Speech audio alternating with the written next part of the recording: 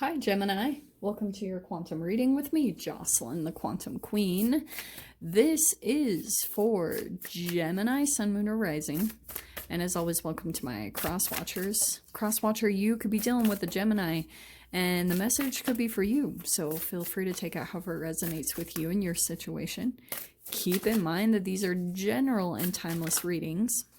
And if you guys are wanting to book a one-on-one reading, my website information is down below in the description box. You can go ahead and just subscribe to my website, and it's much easier. That way you'll get an email notification when they open back up, okay? So you don't have to constantly keep watch on my website. And just thank you guys so much for liking, subscribing. Thank you for all your donations. And what was I going to tell you? Oh, yes, I have been MIA. I had a huge freaking decision that I had to make, and I just had to take some time. So, yeah, that's kind of why I wasn't around. But for those of you that reached out, I really appreciate it. I am fine. I just needed some freaking time. Okay, wow. Well, this is interesting. I think, Gem, what's happening for you, depending on what's going on, I kind of feel like, so we have winter, okay? Some of you guys, like, if you're in the northern hemisphere, you might be experiencing winter or something. You've got focus, and then you've got shielding. There's something really interesting going on. If you guys are literally experiencing winter right now, I actually feel like it's kind of a positive thing, because there could be something going on where, like, you're gonna go through this winter period of kind of like a rebirth, and during that process or during that period, it's kind of like you won't be so distracted, whatever is going on, like whether this is like metaphorically or, you know, symbolically or literally, whatever this is, it's kind of like there's some type of going within a hibernation kind of process that you're going through that's going to help you kind of like focus on accomplishing something really huge here. Okay, because I love the focus card. It's kind of like, yeah, this shielding. It is. I keep getting this hibernation energy. That's just what I keep wanting to say with the winter card. It's like an animal going into hibernation, because it is going to provide all this focus. Like, all of a sudden you're going to accomplish all these really freaking amazing things that you've been wanting to accomplish for a while. But it could have been that, like, you were distracted, you had other things that were going on around you, but you're kind of just going into this kind of shutting down or kind of pulling within. Like, maybe even to others you might be perceived as cold. Just let that be, because I feel like there's something really huge that you might accomplish or you might do in this process. Look at that. Wow. There's your card, Gem, wanted to pop out. And then we've got the High Priestess here. Maybe you're dealing with the Pisces. Doesn't matter, though. So we've got well-controlled emotion. We've got compassion, knowledge, insight. Other side is repressed feelings, lack of compassion, selfish ignorance. But, Gem, I almost feel like there's something that you're doing, or maybe you're not revealing certain things because of the process you're about to go into. And now with the Lovers, yes, that's your card. We've got something about partnerships that you're dealing with, and this process is very key to that, okay? I don't know. I mean, these two cards popping out as well. We've got something connected with judgment and justice. Those two to me definitely feel like something involved with contracts, law, whatever it is. Like, maybe it's marriage or whatever this is, involving some type of contract or something like that. There's something going on there. Okay, let's dive into this, because this is really interesting, Gem. Okay, let's see.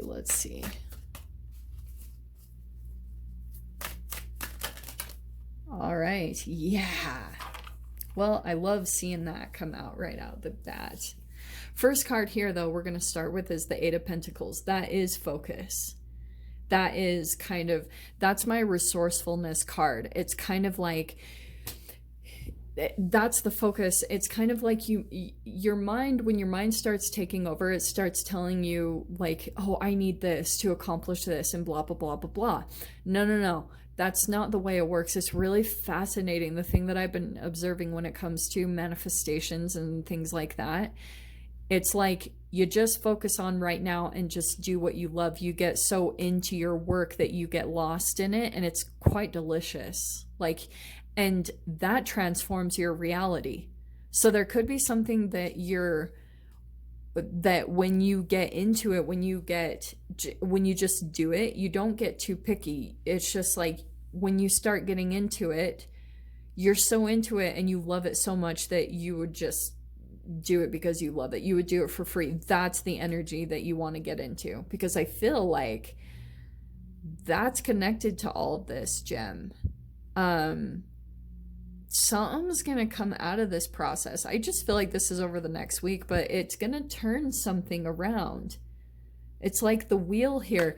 You might have just been caught up or kind of distracted for a while and been kind of like, I need this to change, or you know how we're told that by spiritual peeps and like gurus and stuff, like when you need your outside reality to change for you to be happy, you never really get there. And it's like, yeah, if you can find in every single moment just a way to be okay with where you're at, you're golden. Like, you're pretty much uncontrollable in this reality, because if you can make use out of every situation and find the good or the positive in every single thing, or find a way to just like enjoy every situation that you're in. Like, I used to work at this catering job, okay? I used to work in events, and when I started out in that job, I was just a server, but I moved up very quickly because I thoroughly found a way to enjoy everything that I did. Even when I would sit down to roll linen napkins, like when I would put silverware in and roll the napkins, I would put my headphones in, and I loved my music so much it gave me the chills. Like, I literally felt my frequency shift. And that's why within months, like, I was never the type of person that would complain about the job or not getting paid enough. And that gets you promoted. Sorry, I don't know why I'm saying that, but that's how I moved up very quickly. And that could be something about your situation right now that's going to turn the wheel. It's kind of like, just do what you can right now with whatever you have, and just do it. And that's what's going to bring change. You've got the Justice card again. That's coming out twice, so it looks like it's connected. Let's dive into these cards. In the past position, we have the Cosmic Mirror. It feels like connected to a person, especially with it coming into the Lovers. Jen, I think you had a relationship that seemed like it was you. It's almost like when you looked at this person, you felt like you were looking at yourself, and it could have tripped you out. Like, you were like, whoa, like, this person is me.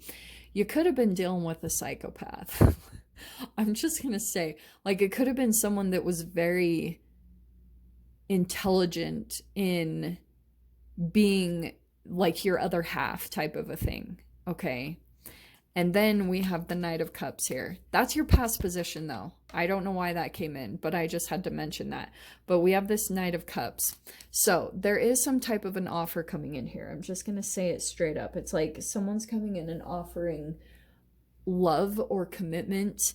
Some of you guys, it does feel like it could be like a straight up marriage commitment. I wouldn't be surprised. I'm not gonna lie. There's definitely a love offer coming in. In the Fear position, we have the Page of Wands. That feels a little bit like cold feet. I'm not gonna lie. We have the Seven of Swords here. Okay.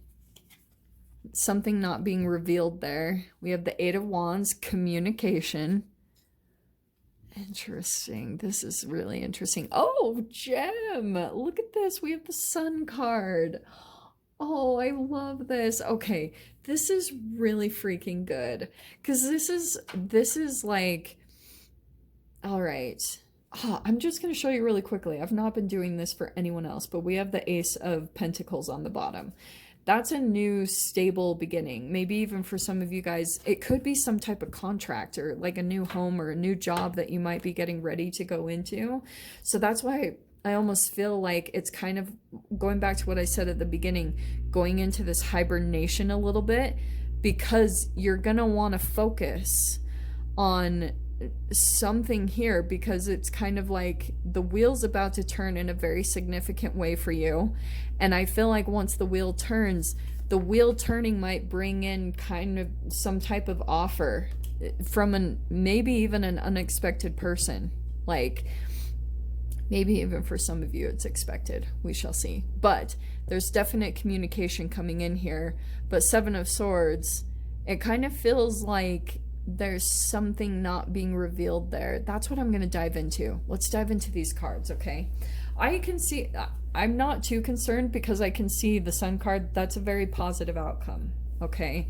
So whatever is going on here, I feel like the High Priestess with the Sun is kind of telling me that you're gonna know, like, trust your intuition when it comes to people that are coming in to make offers, because I feel like if you feel there's some type of a ulterior motive or there's some type of deception behind it, you're gonna be able to see it. Like, you'll feel it, you'll see it, and you'll know what's going on, okay?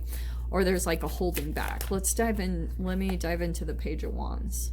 Okay, so we've got the King of Pentacles. Let's go a little bit more. All right. I love these cards. These are the shadow side of these cards, which they're actually quite different. I should do a review on them, but I don't usually do that. So we have Seven of Cups and the Eight of Swords. Okay, this is really fascinating because I feel as though there could be some type of connection that comes in. I don't know if this is already what's come in, but it feels a little bit like fast, you know. I'm not really a fan though of these shadow cards that are coming out, because this is kind of like Eight of Swords and Seven of Cups feels as though it's kind of like someone that's very much so in their head and maybe even has different options. It's a little bit kind of like pedestal or so I don't know. I'm not the biggest fan of this. It does feel like a new connection that's coming in. I don't know if it's this Knight of Cups. I do know it's kind of like there's an illumination that's going to come in intuitively for you. So if someone new comes in, there's like passion, there's fire here, Page of Wands. Maybe it's even someone that you meet, like, I don't know how, when you're doing maybe a hobby or a routine or a sport or you're working out. I don't know, there's something about that. But here's the dealio. There's something with this King of Pentacles that's a little bit with some shadow, okay? Maybe it's kind of like this person sees a financial opportunity. Like I said, maybe it's like an opportunist, like someone that is in some type of a tough situation and they're seeing maybe something about you, Gem, that could be like a financial benefit to them. There's that possibility. Like that could be that, all right? But Eight of Swords and then this Seven of Cups kind of tells me that this person kind of might be feeling like they're out of options, that maybe they're having financial struggles. So yeah, have compassion, but protect yourself. That's what I'm going to say more than anything. Let me clarify the Seven of Swords though. That's what I was like super curious about. Okay, Queen of Swords. Queen of Swords, wow. Knight of Swords and the Ace of Wands. This is hilarious. Okay, so I kind of feel like, okay, I keep getting this picture in my head, so I'm just going to lay it out there. Seven of Swords kind of feels like it's a person that might already have been, Gem, like if you meet this person, they're already kind of scouring and maybe not scouring is the best word. They're like scanning energetic weak points in you, okay? And that's why I was saying, like, it might be good for you to go in and focus. I don't know who this is, if this is like tied to the Knight of Cups or this is just some random person coming in, because I just feel like there's something about not right now, like, not right now when it comes to connections. Like, some of you guys might have them as options, but I just kind of get this really big something huge that you're focused on that could bring a lot of fulfillment to you with the Sun card. That's there for you, okay? And we have, this is what's so fascinating, is this Seven of Swords is clarified with the Knight of Swords and the Queen of Swords. So I definitely feel like this is shadow energy, though. This almost feels like some type of communication that will happen that's a little bit shadowy. It's almost like you and a particular person, you're like saying things, but you're not saying things. There's a lot of like hidden messages. It's like you guys are totally communicating on a different level. Like, you don't even have to say it really in the 3D. Like, there's just tons of communication happening. It's like there's clear-cut messages that are not being said. Do you know what I mean? Like, I know that sounds weird, but that's what that feels like to me. It's kind of like messages that you guys aren't directly saying to each other, and it's all behind the scenes, but both of you know exactly what's going on. Both of you know completely what's playing out here. And I don't know, it's kind of tricky, especially the Ace of Wands. There's something here about kind of like someone might come in and kind of like be hinting at trying to push even sexual boundaries. That could be a possibility there for those of you if that applies. I can see that significantly there. Let me pull into this what was that, the Eight of Wands? Let me clarify that. 10 of Wands, that's freaking good. Seven of Swords again. And the 10 of Swords. Shit. Gem. Okay, sheesh. This is what's actually ending. I feel like you're in this mode of about to close out a really significant karmic cycle for yourself, okay? Because that 10 of Wands and the 10 of Swords, it's kind of like you're at the end of this burden. And 7 of Swords, it could be tied to some type of self-deceptive behavior that you have. And that's what's pulling certain relationships into you. And at times, like, you feel like you're ready to close this out. Obviously, I can see this has really been a hard cycle. You're going to have a really positive outcome, all right? But I just kind of feel like there's a certain pattern or behavior that you have that's self-deceptive, where you kind of like tell yourself, this is okay. And then someone comes in and mirrors that, like some type of way that you reject your intuition. And so there's like this huge illumination that's happening to that pattern within you. And once you really approach it, and once you really like change the behavior and become very conscious in those moments and be very mindful, you're going to be turning the wheel in a different direction as well. But it will require quite a lot of like consciousness and focus. And what I would recommend as well, just on the side, try not to recommend too much or give advice, but be conscious of the content that you're sharing or that you're absorbing, because people are controlled by their dopamine, like, and the foods that they eat. That's why I'm very particular about the content that I watch, because I try to stick to more scientific based things, because it's more factual and neutral. It's not so much of people that are looking to trigger your dopamine releases, which can cause addictions. So that's why I'm saying, like, be conscious of everything that you're absorbing, not only your diet and like food and things like that, but it's like the content that you're absorbing that makes you like even addicted to certain content that you listen to. Like people that cause spikes in your dopamine releases, be very conscious of that, because it messes a lot with your chemistry and it can cause you to like continue to repeat even certain cycles. Like if you listen to content that makes you pull more into compassion, and like you, and then it can cause you to go into Stockholm syndrome with food or with humans. Okay, so be super conscious of that, because I feel like that's really tied to that 10 of Wands and that 10 of Swords. That's the only reason I'm bringing all that up. But the good thing is I almost feel like that 8 of Wands is a little bit of kind of like some movement comes in for you. 8 of Wands is fast movement. It's when you pull into alignment. And then 10 of Wands and 10 of Swords plus that 7 of Swords, you're trying to get balance in some type of situation where like there'll be spikes of movement that you go through and you make progress and then you fall back.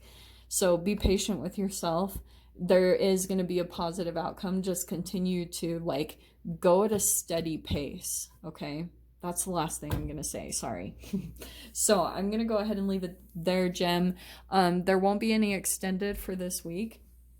We'll get back into it later, but hopefully you guys got something useful from this. And with that being said, I'm sending you so much love, wishing you all the very best, and I'll see you in your next reading. Take care.